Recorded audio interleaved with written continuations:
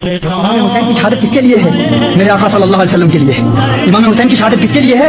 حضور کے لیے ہے، اپنے نانا کے دین کو بچانے کے لیے ہے، نانا کے دین کی بقا اور سلامتی کے لیے ہے۔ آقا شہید ہوئے تو کس کے لیے ہوئے؟ نانا کے دین کو بچانے کے لیے، اپنے نانا کے لیے۔ اب غور کیجیے، جب اس بات کی تنقید ہو گئی کہ امام حسین کی شہادت حضور اکرم صلی اللہ علیہ وآلہ وسلم کے لیے ہے، تو آئیے قرآن کریم کی جن آیات کو سرنامہ سخن کی حیثیت سے تلاوت کرنے کا شرف حاصل ہوا۔ اس میں خلاق کائنات ارشاد فرماتا ہے، سب سے پہلے اللہ عز و جل تحویل قبلہ کا ذکر کرتا ہے کہ اللہ عز و جل نے اپنے محبوب کے لیے قبلہ بدل دیا، محبوب کے لیے قبلہ بدل دیا، اللہ نے محبوب کے لیے قبلہ بدل دیا۔ عربی کا ایک مقولہ ہے، فلان یحب فلانا بحیث یقلب له القبلہ، فلاں فلاں سے اتنا پیار کرتا ہے کہ اپنے محبوب کے پیار میں قبلہ ہی بدل دے، فلاں فلاں سے اس قدر پیار کرتا ہے کہ محبوب کے پیار میں قبلہ ہی بدل دے۔ اب یہ حقیقت پر مبنی تو بات نہیں ہے، کیا محبوب جس سے آپ پیار کرتے ہیں کیا کوئی اپنے محبوب کے لیے قبلے بدلتا ہے؟ بدلتا نہیں ہے، لیکن رب فرما رہا ہے محبوب، یہ دنیا والوں کی مثال ہے، رب قبلے بدل دیا کرتا ہے۔ تو پہلے تعبیر قبلہ کا ذکر، قبلہ کے بدلنے کا ذکر۔ اب دیکھیے اس کے فوراً بعد اب لوگ بڑے حیران تھے، متعجب تھے کہ یہ کیسے ہو گیا قبلہ ہی بدل دیا؟ تعجب تھا نا، قبلہ ہی بدل دیا، اللہ نے قبلہ بدل دیا، محبوب کے پیار میں قبلہ بدل دیا۔ اب فوراً بعد ارشاد فرماتا ہے، کما ارسلنا فیکم رسولا منکم یتلو علیکم آیاتنا ویزکیکم ویعلمکم الکتاب والحکمہ ویعلمکم ما لم تکونوا تعلمون۔ اللہ ارشاد فرماتا ہے کما تشریح کے لیے آتا ہے، تم اس بات پر حیران ہو، اب رب بتا رہا ہوں، لنک بتا رہا ہوں اور کربلا کی طرف آ رہا ہوں، لنک بتا رہا ہوں، موضوع سے باہر نہیں ہوں، پہلے لنک بتاؤں گا اور پھر انشاءاللہ تعالیٰ میں نے کہا کربلا کو اپنے دل میں اتار لو، انشاءاللہ بات سمجھ میں آ جائے گی۔ دیکھیے پہلے فرمایا تحویل قبلہ، قبلہ کا ذکر ہے، قبلہ کے بدلنے کا ذکر ہے، اس کے فوراً بعد کما ارسلنا، محبوب دینے کا ذکر ہے کہ میں نے اپنا محبوب تمہیں دے دیا، میں نے اپنا محبوب تمہیں دے دیا، کما ارسلنا جس طرح دیا۔ اب کما کیا ہے؟ یہ تشبیہ کے لیے آتا ہے، کما کس کے لیے آتا ہے؟ تشبیہ کے لیے، سملارٹی کے لیے، کس طرح، یعنی تم حیران ہو، تم اس بات پر حیران ہو کہ اللہ نے قبلہ بدل دیا۔ کہا یہ کوئی بڑی بات نہیں ہے، جس طرح یہ دیکھو تم کہتے ہو قبلہ کس طرح بدل دیا، کس طرح بدل دیا۔ اب کما کا لکھ دیکھو، کما جس طرح، تم کہتے ہو قبلہ کس طرح بدل دیا، کہا جس طرح محبوب دے دیا۔ قبلہ بدلنا بڑی بات ہے یا محبوب دینا بڑی بات ہے؟ بھائی کبھی کوئی کسی کو اپنا محبوب دیتا ہے، کسی سے پیار ہو جائے تو اب اپنا محبوب کسی کو دو گے، اپنے بیلووڈ کو کسی کو دے دو گے؟ بھائی دینا تو بڑی بات ہے، کوئی کسی دوسرے کو اپنا محبوب دکھاتا بھی نہیں، چھپاتا ہے کہ کوئی میرا محبوب دیکھے نا، کوئی میرا محبوب دیکھے نا، محبوب کو چھپاتے ہیں۔ جس سے پیار ہو جائے انسان کہتا ہے کوئی اسے نہ دیکھے، یہ کسی کو نہ دیکھے، یہ مجھے دیکھے میں اسے دیکھوں۔ یہی تو پیار ہے، یہی محبت ہے، یہی چاہت ہے، یہی عشق ہے کہ میرا محبوب مجھے دیکھے۔ آن بسو مرے نینن میں اکھیاں بند کر لوں، نہ میں دیکھوں غیر کی جانب، نہ تو ہے دیکھن دوں۔ Beloved, come and live in my eyes. Oh, beloved, come and reside in my eyes. Come and live in my eyes. Come and live in my eyes. Why do you want your beloved to come and live in your eyes? So I can close my eyes. I can close my eyes. Oh, no, but why do you want to close your eyes? I want my beloved to come and live in my eyes, and I want to close my eyes so my beloved can see none other than me, and I can see none other than my beloved.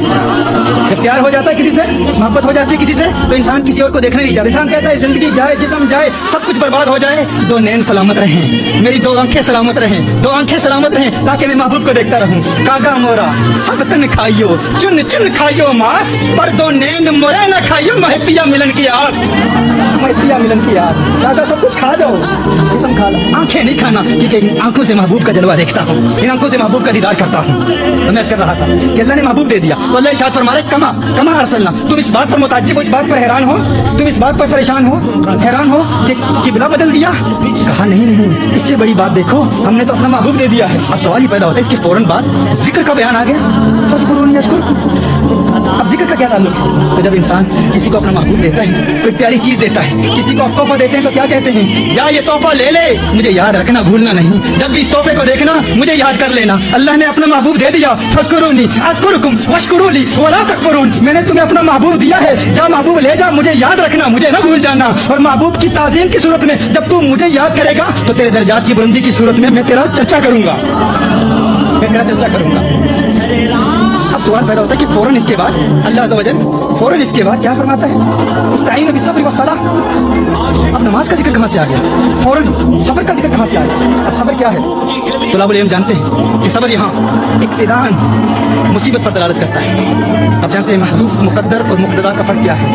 یہاں شریعت کا تقاضا بھی ہے، لغت کا تقاضا بھی ہے، عقل کا تقاضا بھی ہے کہ یہاں مصیبت مقتدا ہے، یعنی صبر اسی وقت کیا جاتا ہے جب مصیبت آتی ہے۔ جب مصیبت آتی ہے تو صبر کیا جاتا ہے. یعنی گویا اللہ ارشاد فرما رہا ہے کہ جب میں نے تمہیں اپنا محبوب دے دیا, میرا محبوب ملے گا, تجھے اللہ یاد آئے گا, اللہ کا ذکر تو کرے گا, لیکن یاد رکھنا اس ذکر میں پھر مصیبتیں بھی آئیں گی, تکلیفیں بھی آئیں گی, اس ذکر میں پھر تکلیفیں بھی آئیں گی. فرمایا جب یہ تکلیفیں آئیں گی, مصیبتیں آئیں گی, استعینوا بالصبر والصلاۃ, پھر صبر سے مدد طلب کرنا اور نماز سے مدد طلب کرنا, صبر سے مدد حاصل کرنا اور نماز سے مدد حاصل کرنا. پھر اس کے فوراً بعد ارشاد فرمایا ولا تقولوا لمن يقتل في سبيل الله اموات. اب یہاں پر شہداء کا ذکر کیوں آ گیا کہ جو اللہ کی راہ میں قتل کیے جائیں انہیں مردہ نہ کہو. اللہ ارشاد فرما رہا ہے, اب رب دیکھیے, تعلق دیکھیے, اللہ ارشاد فرما رہا ہے کہ مت سمجھنا کہ صبر کرتے رہو گے تو مصیبت ٹل جائے گی. کبھی کبھی ایسا وقت بھی آتا ہے کہ انسان صبر کرتا رہتا ہے, لیکن صبر کرتے ہوئے اس کی موت بھی واقع ہو جاتی ہے. لیکن اس موت سے نہ ڈرنا, یہ نہ سوچنا موت آ جائے گی مر جاؤں گا. کہا ولا تقولوا لمن يقتل في سبيل الله اموات. ارے شہید زندہ ہے, مردہ نہیں ہوتا. شہید تو زندہ ہوتا ہے, شہید مرتا نہیں ہے, شہید مرتا نہیں ہے. اب شہید کا ذکر, اب رب سمجھ میں آ گیا, لنک سمجھ میں آ گیا. تحویل قبلہ, محبوب کا دیا جانا, محبوب کے دیے جانے کے بعد ذکر, ذکر کے بعد استعانہ بالصلاۃ والصبر. اب آگے بڑھتے ہیں. پھر اس کے بعد چند آزمائشوں کا ذکر کیا.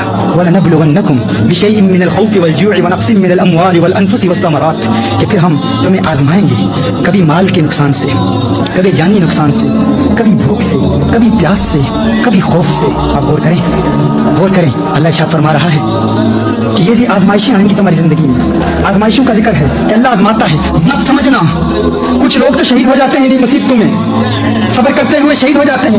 کچھ ایسے ہیں جنہیں اللہ آزماتا ہے, اللہ آزمائشوں میں مبتلا کرتا ہے. کیسی کیسی آزمائشوں میں, کبھی جانی نقصان کے ذریعے, کبھی بھوک کے ذریعے, کبھی پیاس کے ذریعے, کبھی خوف کے ذریعے اللہ آزماتا رہتا ہے. اب آئیے دیکھیں, غور کریں. جب ہم امام حسین کا کربلا کا واقعہ دیکھتے ہیں, پہلی بات تو یہ سمجھ میں آ گئی کہ امام حسین نے میرے آقا صلی اللہ علیہ وسلم کے لیے جام شہادت نوش فرمایا. امام حسین کس کے لیے شہید ہوئے؟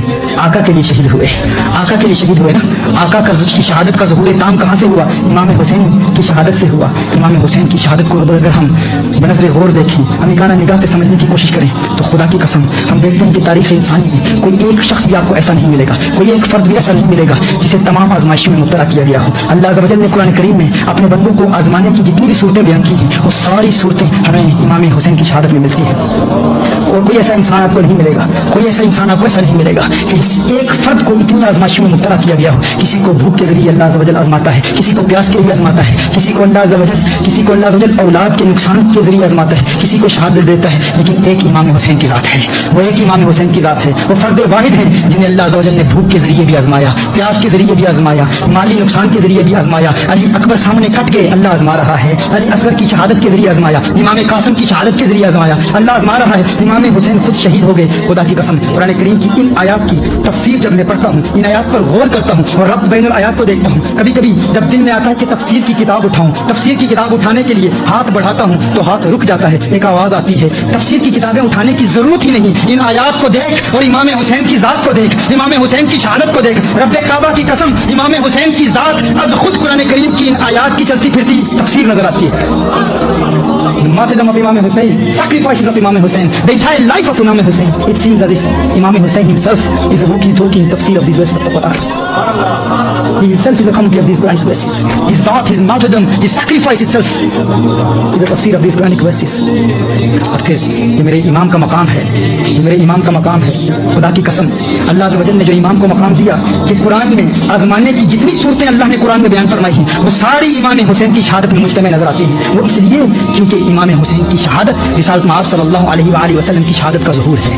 اور کوئی ایک آزمائش بھی باقی رہتی تو میری آقا صلی اللہ علیہ وسلم کی شہادت کا ظہور تام نہ ہوتا, کیونکہ یہ آقا صلی اللہ علیہ وسلم کی شہادت ہے, یہ آقا صلی اللہ علیہ وسلم کی شہادت کا ظہور ہے. اسی لیے میں کہتا ہوں کہ میرا امام حسین یہ وہ در یکتا ہیں کہ خدا کی قسم پوری کائنات میں کوئی اور امام حسین کی طرح آپ کو نہیں ملے گا. پوری کائنات میں یہ ایک ہی نگینہ ہے امام حسین, ان جیسا کوئی دوسرا نہیں ہے. یہی وہ مجاہد ہے, یہی وہ مرد کلندر ہے کہ جس نے میدان میں یزید جیسی طاقت کو للکارا. دلاوروں میں فرد ہے یہ کیسا شیر مرد ہے, دلاوروں میں فرد ہے یہ کیسا شیر مرد ہے کہ جس کے دبدبے سے دشمنوں کا رنگ زرد ہے. دلاوروں میں فرد ہے یہ کیسا شیر مرد ہے کہ جس کے دبدبے سے دشمنوں کا رنگ زرد ہے. یہ بھی یقین حسین ہے, یہ بھی یقین حسین ہے, یہ بھی یقین حسین ہے. نبی کا نور عین ہے, جبھی تو اس کے سامنے یہ فوج گرد برد ہے, جبھی تو اس کے سامنے یہ فوج گرد برد ہے. یہ بھی یقین حسین ہے, نبی کا